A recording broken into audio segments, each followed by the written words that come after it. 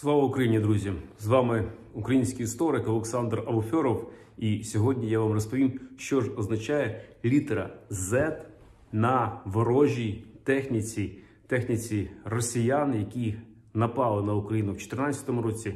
Ну а з 24 лютого розпочали повномасштабну війну, без оголошення, як це належить. Але перед цим я хочу подякувати всім, хто підтримує канал. Друзі, я читаю всі ваші коментарі. Дуже дякую за побажання здоров'я, за побажання перемоги. Ми переможемо обов'язково. Дуже дякую за ваші коментарі. Ну і насправді за поширення відео, тому що зараз інформаційний фронт Україна має тримати. Отже, що таке літера Z на ворожій техніці? Зараз буквально в кількох словах скажу, що в першу чергу про її значення ми дізнаємося на Гаазькому суді, коли будуть судити цих недолугих генералів, які спланували напад на Україну і які спровокували величезну кількість загиблих цивільного населення, наших вояків-захисників.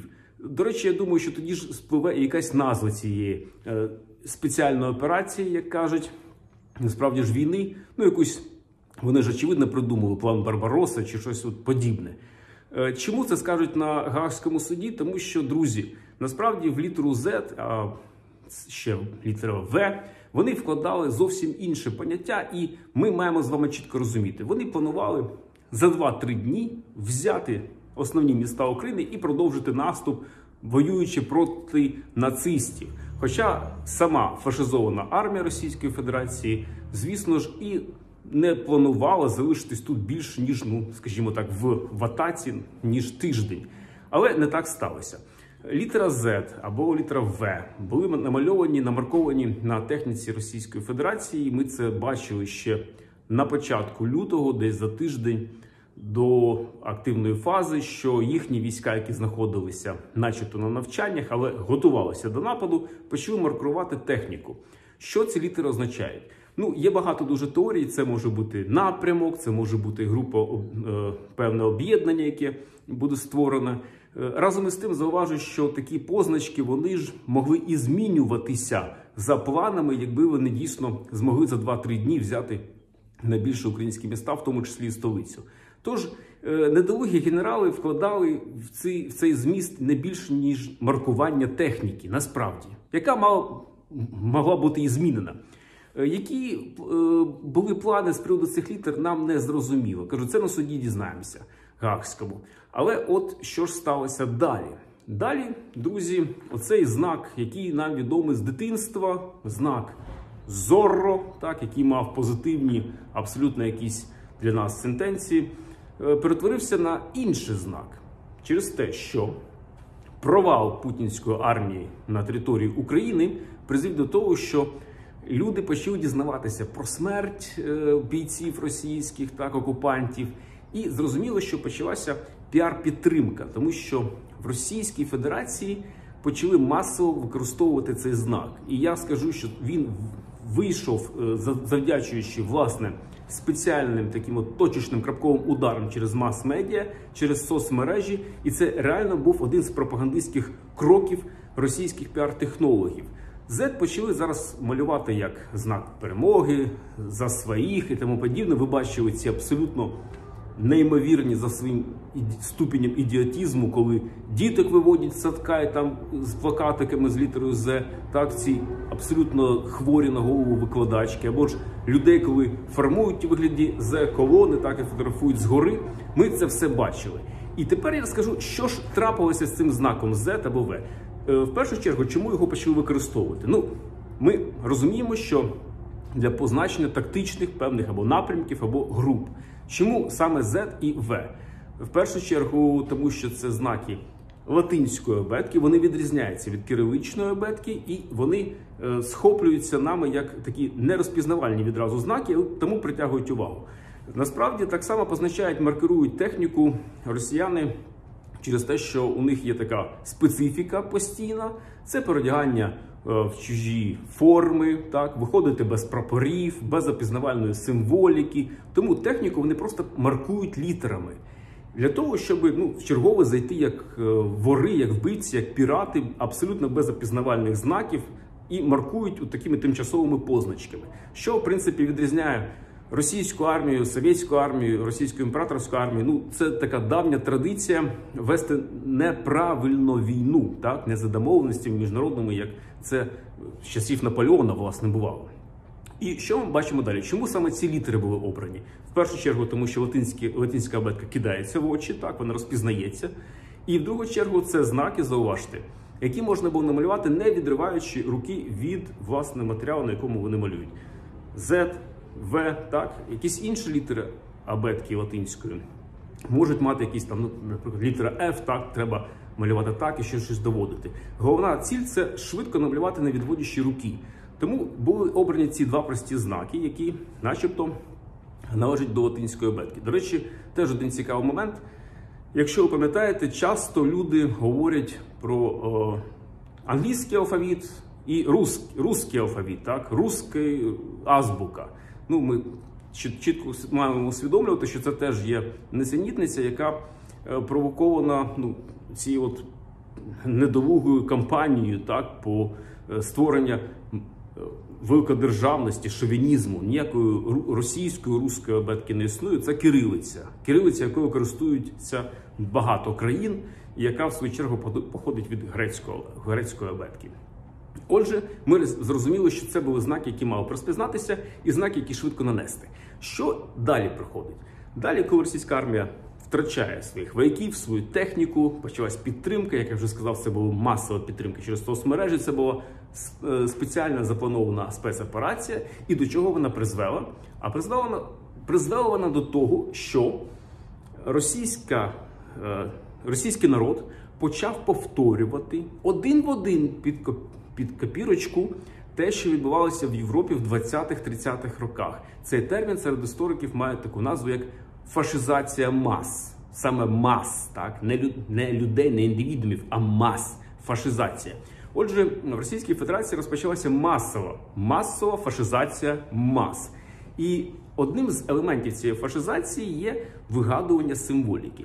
І тут скажу, що Російській Федерації завжди не везло з символікою. Мало того, що вони вкрали двоголового орла свого часу. Подивіться моє відео про двоголового орла, воно є в списку моїх відео. Вони почали використовувати символіку, ну, в 14-му році, до 14-го ми бачили цю символіку, це ці так звані колорадські стрічки, так, ордена, які ми бачили як символ їхньої там от теж концепції руського міра. Подивіться моє відео про руський мір так само, бо це не є якась абсолютна концепція, це насправді привід для агресії. Так от, але росіянам ніколи не щастило з тим, щоб мати якісь звичайний символ, який можна було б намалювати, зробити тату собі просте, або кожен з громадянин міг намалювати його, або показати якось жестом. Ну, українцям в цьому плані повезло дуже класно, тому що ми маємо тризуб, ми його можемо так продемонструвати, ми можемо його намалювати швидко, десь на паркані, на будинку і тому подібне. Ну, а оця от пташка, звісно, вона непригодна для малювання. Зрозуміло, що важко. І повірте, що просто побачивши, що у росіян насправді навіть не було символу такого патріотичного, який вони могли намалювати. Так? І це була їхня трагедія. А тут російська армія втрачає надії, російську армію б'ють українські захисники, і з'являється це маркування, яке видно на ворожій техніці, постійно, яка застрягла в Поліссі, застрягла під Черніговом, Харковом, Києвом. Вона застрягає, вона горить. І через масову засоби комунікації почали цей символ розгортати. І це дуже дійсно сприяло тому, що він легкий. Тобто, спочатку оці дуросвіти генерали, які хотіли за кілька днів захопити Україну, зробили ці позначки, в них нічого не вкладали. Можливо, ми дізнаємося, що воно означало там Захід, Запад, Зеленський, не знаю. Але насправді це маркування, яке було брідово кимось вигадане, от такими якимись шайгуїстами, та? І насправді воно нічого не позначало. А потім зараз вклали в неї вже іншу концепцію, і цей символ, літера Z, перетворилася на свастику в контексті, наприклад, знаної нам європейської історії. Тож нічого дивного немає в тому, тому що, повторюю, іде фашизація мас. І, до речі, хто цікавиться символікою, скажу, що справді дуже багато є символів, які мають військове походження. І хочу сказати, що символ такий, знаєте, коли піднімають палець і показують напрямок російському військовому човну, то він теж має свою історію. Це спочатку був цей символ. Коли воювали французи з англійцями, тоді 600-700 років тому, під час Сторічної війни, то англійці взяли себе на озброєння лучників, які дуже вправно стріляли, пробиваючи, власне, оборонні, якісь, можливо, обладунки. І коли французи брали в полон лучників, а англійці мали ці лучники, це великий лук був, який натягувався, і він просто стрілою залітав на велику відстані, вбивав людину, так, на повал, це не маленькі луки. То французи, коли брали лучників англійців в полон, то вони, знаючи, що їх можуть обміняти, цих лучників, ну, свій на свого, так, полонених, або ж викупити навіть. Але французи завжди обрізали лучникам ці два пальці, щоб вони знову, не опинившись у Британії, не повернулись до них і знову не стріляли. Бо тятьва, вона не так от затискається, так, на луки, а відтягують її. Тож, коли англійські лучники бачили французів, вони їм показували оцей от символ, показуючи, що у них є обидва пальці на руці, і вони здатні натягнути тятьву і поцілити цього француза. Ну і з цього походить той інший символ, який ми знаємо з єдиним пальцем. До речі, інший символ, перетворивши отак, от ми знаємо, це Вінстон Черчилль показав перемогу.